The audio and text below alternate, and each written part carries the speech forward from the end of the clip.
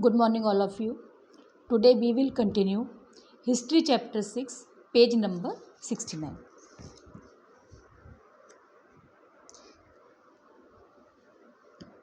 Indian textile in European market.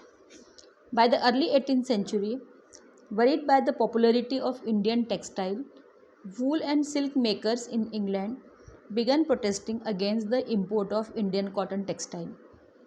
In 1720, the British government enacted a legislation banning the use of printed cotton textile chintz in England.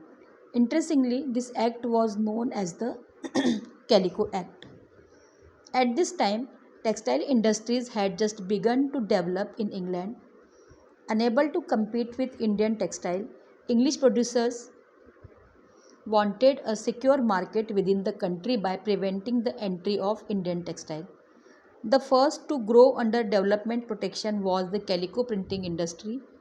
Indian designs were now imitated and printed in England on white muslin or plain unbleached Indian cloth.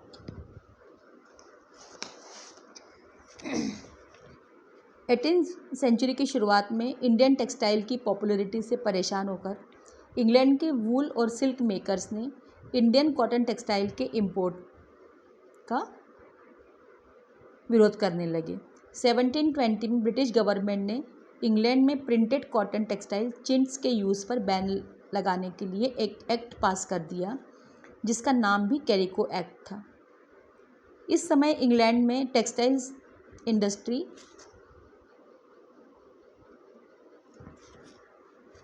Develop हो रही थी। Indian textile से मुकाबला न कर पाने के कारण इंग्लैंड के क्लॉथ प्रोड्यूसर्स इंडियन टेक्सटाइल को पूरे तौर पर इंग्लैंड में बैन करना चाहते थे। इस कारण गवर्नमेंट ने सबसे पहले कैलिको प्रिंटिंग को गवर्नमेंट प्रोटेक्शन में डेवलप किया। अब इंग्लैंड में वाइट मसलिन या सफ़ेद मलमल पर इंडियन डिज़ाइंस की प्रिंटिंग होने लगी। Competition with Indian textile also led to a search for technological innovation in England. In 1764, the spinning jenny was invented by John Kay, which increased the productivity of the traditional spindles. The invention of the steam engine by Richard Arkwright in 1786 revolutionized cotton textile weaving. Cloth could now be woven in immense quantities and cheaply too.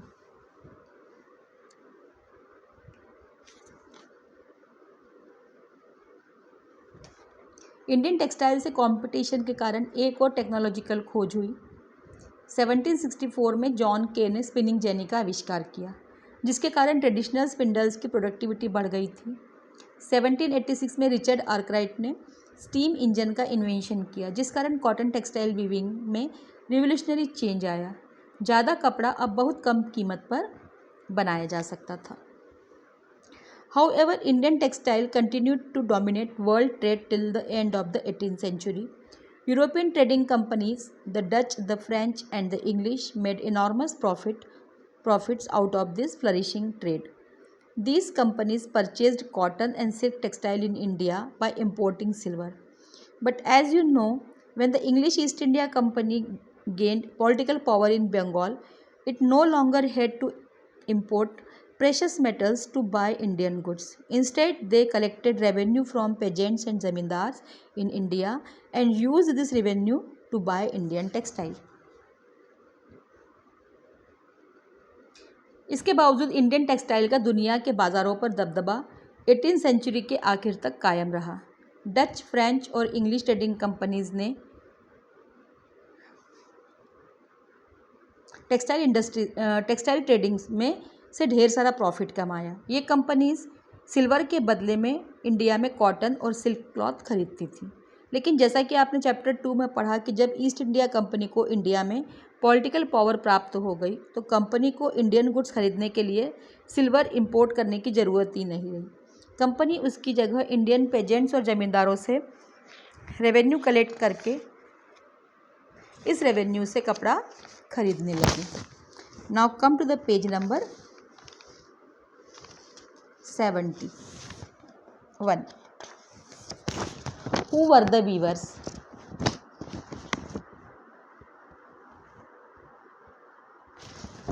Weavers often belonged to communities that specialized in weaving. Their skills were passed on from one generation to the next.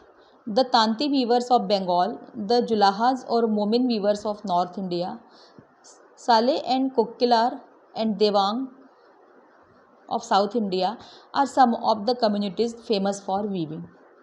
The first stage of production was spinning, a work done mostly by women. The charkha and the takli were household spinning instruments. The thread was spun on the charkha and rolled on the takli. When the spinning was over, the thread was woven into cloth by the weaver. In most communities, weaving was a task done by men. For colored textile, the thread was dyed by the dyer, known as rangrej. For printed cloth, the weavers needed the help of specialist block printers known as chippigars. Handloom weaving and the occupation associated with it provided livelihood for millions of Indians.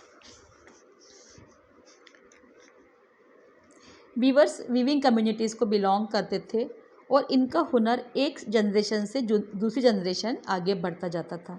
Bengal के Tanti, north India के जुलाहा या मोमिन, south India के साले, कोकिलार और Devang communities weaving के लिए प्रसिद्ध थे।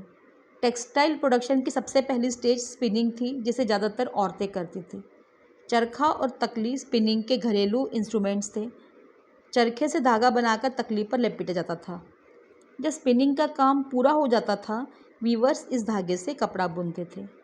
ज़्यादातर कम्युनिटीज़ में वीविंग का काम आदमियों द्वारा किया जाता था। कलर्ड कपड़ा बनाने के लिए डायर धागे को रंग देते थे। प्रिंटेड कपड़ा बनाने के लिए वीवर्स को स्पेशलाइज्ड ब्लॉक प्रिंटर्स, जिन्हें चिप्पीगर कहते थे, उनकी ज़रूरत होती थी। हैंडलूम वीविंग और इससे जुड़े दूसरे व्यवसायों से लाखों लोगों को रोजगार मिला हुआ था। The decline of Indian textile. The development of cotton industries in Britain affected textile producers in India in several ways. First, Indian textile now had to compete with British textile in the European and American markets. Second, exporting textile to England also became increasingly difficult since very high duties were imposed on Indian textiles imported into Britain. By the beginning of the 19th century, English-made cotton textiles successfully ousted Indian goods from their traditional markets in Africa, America, and Europe. Thousands of weavers in India were now thrown out of employment. Bengal weavers were the worst hit. English and European companies stopped buying Indian goods and their agents no longer gave out. Now come to the page number 72. Advances to weaver to secure supplies. Distressed weavers wrote petition to the government to help them. Britain में cotton industry का development होने से Indian textile producers पर बहुत असर हुआ।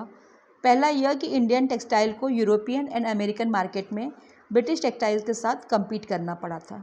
दूसरा यह कि ब्रिटेन भेजी जाने वाली इंडियन टेक्सटाइल पर ब्रिटिश गवर्नमेंट द्वारा हाई ड्यूटीज़ लगाने के कारण टेक्सटाइल का एक्सपोर्ट डिफ़िकल्ट हो गया था। 19वीं सेंचुरी की शुरुआत में इंग्लैंड में बने हुए कॉटन टेक्सटाइल ने अफ्रीका, अमेरिका और यूरोप के मार्केट से इंडियन टेक्सटाइल को बाहर कर दिया। इंडिया के हज़ारों कारीगर बेरोजगार हो गए। सबसे ज़्यादा नुकसान बंगाल के वीवर्स को हुआ। यूरोप और इंग्लैंड की कंपनीज ने इंडियन गुड्स खरीदना बंद कर दिया और इन कंपनियों के एजेंट्स ने वीवर्स को एडवांस देना बंद कर दिया। परेशान वीवर्स ने गवर्नमेंट को हेल्प करने को कहा।